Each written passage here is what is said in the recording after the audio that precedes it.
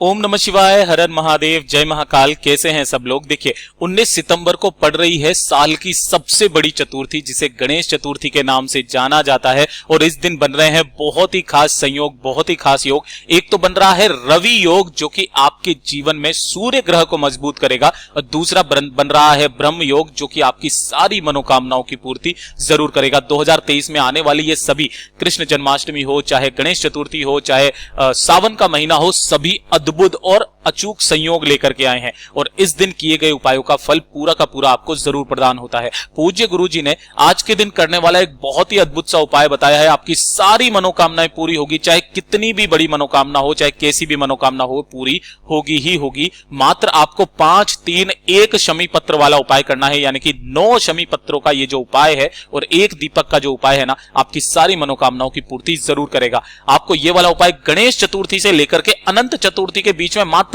एक बार किसी भी दिन आप कर लीजिएगा। जैसे ही अनंत चतुर्थी खत्म होगी, आपकी मनोकामना पूरी होगी ही होगी। पूज्य गुरुजी की कथा से सुनकर के और समझ करके पूरे उपाय को बड़े ही विस्तार से बताऊंगा, परंतु उससे पहले आप सबसे एक छोटी सी गुजारिश करूंगा कि जो लोग पहली बार आए हैं, चैनल को सब्सक्राइब जरूर कीजिएगा और वीडियो को लाइक करके महादेव जी का कोई सा भी प्यारा नाम कमेंट बॉक्स में लिखना मत भूलिएगा। इस पूरे वीडियो के अंदर हम लोग 3 महा उपायों के बारे में बात करेंगे, जो कि आपकी अलग अलग मनोकामना पूर्ति के लिए सिद्ध होंगे।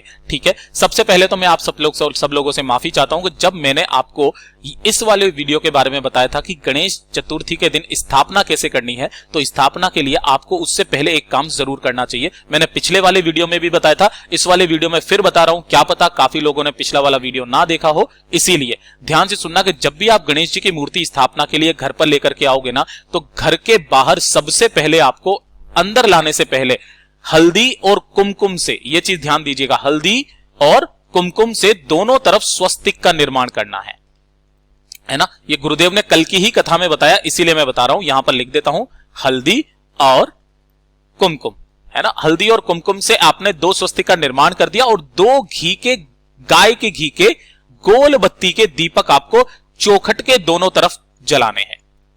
क्या करना है, चौखट के दोनों तरफ गाय के घी के दीपक जलाने हैं। उसके बाद जब आप इन्हें अंदर लेकर के जाएंगे और गणेश जी की स्थापना करेंगे, जैसा मैंने बताया उसी खास मुहूर्त के अंदर, तो सबसे पहले पीछे वाली दीवार पर आपको 2 बिंदियां बनानी है, अंग का संबोधन बनाना है।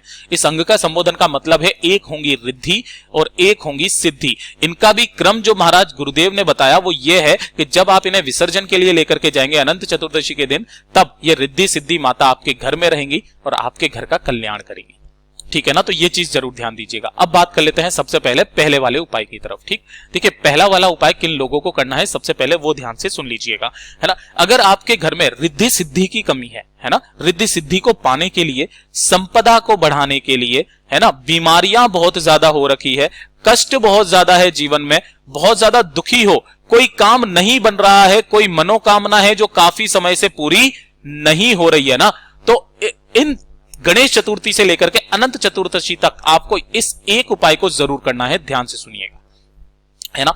देखिए सबसे पहले तो आपको एक दीपक लेना है, उस दीपक के अंदर लगाओगे आप गोल बाती, है ना, गोल बाती लगाना, और इसके अंदर भरना गाय का घी, गाय का घी। ये तैयार कर लिया। उसके बाद जैसा कि आपने वहां पर थंबनेल पर देखा था, आपको शमी के पत्ते चाहिए। अब शमी के पत्ते वहां पर कितना बताया, 5, 3, 1, यानी कि टोटल आपको 9 शमी के पत्ते चाहिए। ये जो मैंने गोला में बनाया है ना, ये एक शमी का पत्ता होता है, ना कि ये वाला। ठीक है ना, तो आपको ऐसे 9 शमी के पत्ते ले लेने हैं, पहले से ही आप व्यवस्था करके रख लेना। और 1 लोटा शुद्ध जल, अपने घर का ताजा जल, इसे लेकर के पहुंच जाना मेरे देवादिदेव महादेव जी के मंदिर शिवलिंग के पास। ठीक है, यहां पर पहुंच गए। पहुंचने के बाद आपको उत्तर दिशा, नॉर्थ डायरेक्शन की तरफ मुंह करके खड़े होना है। अब काफी सारे व्यक्ति जो है ना कंफ्यूज रहते हैं कि भैया सुबह करें या शाम को करें। इस वाले उपाय को आप किसी भी समय कर सकते हो, किसी भी समय, क्योंकि कल का दिन जो है बहुत ही अद्भुत सा दिन है, किसी भी समय आप जा सकते हो। ठीक है, जैसे ही आप यहां पर पहुंचे, सबसे पहले आपको 1 लोटा शुद्ध जल मेरे देवादिदेव महादेव जी के ऊपर समर्पित करना होगा। ध्यान देना, किन महादेव जी के नाम से, यहां पर आपको महादेव जी के नाम से नहीं, गणेश जी का जो बहुत ही प्यारा सा नाम है मयूर ध्वज के नाम से।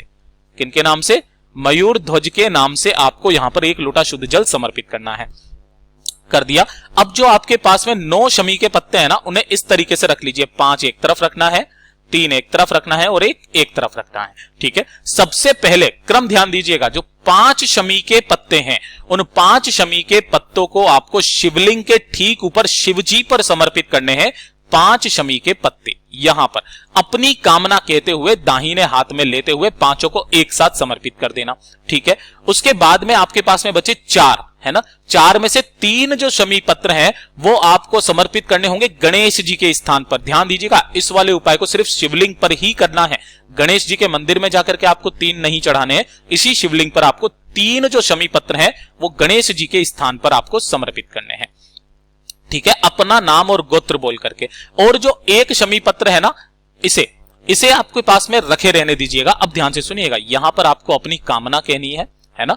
कामना कह करके अपना नाम और गोत्र बोल करके विनती करके जब आप मंदिर से बाहर निकलेंगे, है ना, तो मंदिर से बाहर निकलते वक्त ध्यान से देखिएगा महाराज, क्रम ध्यान दीजिएगा। जब आप मंदिर से बाहर निकलेंगे तो आपका जो बायां होगा वो होगा ये वाला। जब आप अंदर जाएंगे तब आपका ये दायां होगा। तो आपको जो जो शमी पत्र है उस नवी शमी पत्र को आपको इस तरफ में समर्पित करना है, शंकर भगवान जी की चौखट पर, यहां पर आपको समर्पित करना है। और उसी के बगल में आपको एक घी का दीपक जो आप लेकर के जाए हो इसे प्रज्वलित कर देना और इसे करके वापस चले आ जाना। अनंत चतुर्दशी तक का वेट कर लीजिए, आपकी सारी कामनाएं, सारे दुख कष्ट तकलीफ बीमारियां खत्म हो जाएगी। आपके घर में रिद्धि सिद्धि माता भी आने लग जाएगी, घर की संपदा बढ़ने लग जाएगी। पूज्य गुरु जी का ये वाला उपाय बहुत ही ज्यादा खास और अद्भुत है, जरूर कीजिएगा। अब बात कर लेते हैं दूसरे वाले उपाय की तरफ, जो कि सिर्फ और सिर्फ चतुर्थी के दिन किया जाता है। जो भी चतुर्थी आ जाए ना, गणेश चतुर्थी उसी दिन कर लेना, चाहे आप संकष्टी गणेश चतुर्थी के दिन कर लेना, विनायकी चतुर्थी के दिन कर लेना, किसी भी चतुर्थी के दिन आपकी मनोकामना पूर्ति के लिए। और जो कल का दिन है ना, वो तो सबसे अद्भुत है ही है, उस दिन तो आप कर ही लीजिएगा इस वाले उपाय को। ध्यान से सुनना, आपको चाहिए होंगे 7 चावल के दाने, ध्यान रखना अक्षत होने चाहिए जो कहीं से भी खंडित ना हो। ये कर लिया। ये करने के पश्चात आपको चाहिए होंगे 5 सफेद फूल, है ना। कितने? 5 सफेद फूल। ध्यान से सुनिएगा महाराज, इसी के अंदर आपके बच्चों के लिए भी उपाय है। अगर आपको अपने बच्चों के लिए इस उपाय को करना है, जो पढ़ाई लिखाई में ध्यान नहीं देता है, मंद बुद्धि है, या फिर परीक्षा में जाने से भूल जाता है ना, तो उसका भी इसी के अंदर एक उपाय है। ठीक है ना। 5 आपको ले लेने हैं सफेद फूल। ध्यान रखना केतकी का फूल नहीं होना चाहिए। और उसके बाद में आपको लेनी होगी मात्र 1 दुर्वा। क्या लेनी होगी? 1 दुर्वा। लेकिन दुर्वा का एक क्रम है महाराज, ध्यान दीजिएगा। आपको 3 गांठों वाली दुर्वा चाहिए। जैसे कि यहां से ऐसे 2 पत्ती निकली रहती है, तो 1 गांठ यहां होती है, 1 गांठ यहां होती है और 1 गांठ यहां होती है। इस तरीके से आपको 3 गांठों वाली 1 दुर्वा चाहिए बस। ठीक है ना। ये ले लिया। इन सभी को आपको एक लोटे के अंदर डाल देना है। ठीक है ना। 7 अक्षत के दाने, चावल के दाने, 5 सफेद फूल, 1 दुर्वा, इसके अंदर डालना और पूरे के पूरे लोटे को अपने घर के शुद्ध जल से भर लेना, ताजा जल से। इसे लेकर के पहुंच जाना मेरे देवादिदेव महादेव जी के मंदिर शिवलिंग के पास। जैसे ही आप यहां पर पहुंचेंगे, उत्तर दिशा नॉर्थ डायरेक्शन की तरफ मुंह करके खड़े हो जाना। सबसे पहले आपको अपना नाम और गोत्र बोल करके महादेव जी से अपनी कामना कह करके, जो भी आप जिस कामना के लिए आप उपाय कर रहे हो वो कामना कह करके उस 1 लोटा शुद्ध जल को मेरे देवादिदेव महादेव जी के ऊपर समर्पित करना। ओम नमः शिवाय, श्री शिवाय नमस्तुभ्यं पंचाक्षरी मंत्र या षडाक्षरी मंत्र का स्मरण करते हुए कुंदकेश्वर महादेव जी के नाम से, कुंदकेश्वर महादेव जी के नाम से आपको समर्पित करना है। ठीक है ना। और वापस अपने घर की तरफ चले आ जाना है। ये हो गया मनोकामना पूर्ति के लिए। लेकिन अगर आपका बच्चा, है ना, मंद बुद्धि है या फिर उसे ज्ञानवान नहीं है, पढ़ता है तो भूल जाता है, गलत रास्ते पर जा चुका है ना, गलत सेवन करता है, गुस्सा ज्यादा करता है, तब आपको एक उपाय करना है। जो आपने यहां पर दुर्वा चढ़ाई है ना, 3 गांठों वाली दुर्वा, अब ध्यान दीजिएगा क्रम, है ना। यहां से इस दुर्वा को उठाना है चतुर्थी के दिन। इस दुर्वा को आपको गणेश जी के स्थान पर, इस वाले स्थान पर आपको टच करवाना है। अपने बच्चे का नाम और गोत्र बोलकर, नाम और गोत्र बोल करके, कामना बोल करके इस दुर्वा को घर पर लेकर के आ जाना है। इस दुर्वा के आपको छोटे छोटे छोटे छोटे टुकड़े करने हैं। और जब भी कोई खाना बनाओ, कोई सब्जी बनाओ, उस सब्जी के अंदर इसे डाल करके उसी दिन, है ना, उसी दिन आपको करना है, डाल करके और अपने बच्चे को खिला देना है। महाराज आपका बच्चा जो है ना, हर एक परीक्षा में अव्वल आने लगेगा। इतना अद्भुत और अचूक उपाय है, जरूर कीजिएगा। गुस्सा भूल जाएगा, सही रास्ते पर आ जाएगा। अब बात कर लेते हैं तीसरे वाले उपाय की तरफ। बहुत ही अद्भुत सा उपाय है महाराज, ध्यान से सुनिएगा। उपाय भी है और साथ ही साथ आपकी मनोकामना पूर्ति, वंश वृद्धि, कार्य सिद्धि, एग्जाम में पास होने के लिए भी उपाय है। देखिए, मैंने आपको पहले भी बताया था कि गणेश जी को 5 दुर्वाएं चढ़ाने का क्रम होता है महाराज। किस लिए होता है? पंचम इंद्रियों को वश में करने के लिए, ठीक है ना। लेकिन जब भी आप कभी मनोकामना पूर्ति के लिए उपाय करते हो, है ना, किसके लिए? मनोकामना पूर्ति के लिए। अगर आप केवल दुर्वा से आप उपाय कर रहे हो तो चतुर्थी के दिन, है ना, मनोकामना पूर्ति के लिए, तब आपको 21 दुर्वा चढ़ाने का क्रम है, ठीक है ना। वंश वृद्धि जब बात आ जाती है, संतान प्राप्ति की जब बात आ जाती है, तो आपको 11 दुर्वा चढ़ाने का क्रम है। और जब आपकी कार्य सिद्धि के लिए किसी भी उपाय को करते हो, तब आपको 7 दुर्वा चढ़ाने का क्रम है महाराज। और एग्जाम में पास होने के लिए, है ना, एग्जाम में पास होने के लिए जब आप करते हो, तब आपको 5 दुर्वा चढ़ाने का क्रम है, ठीक है ना।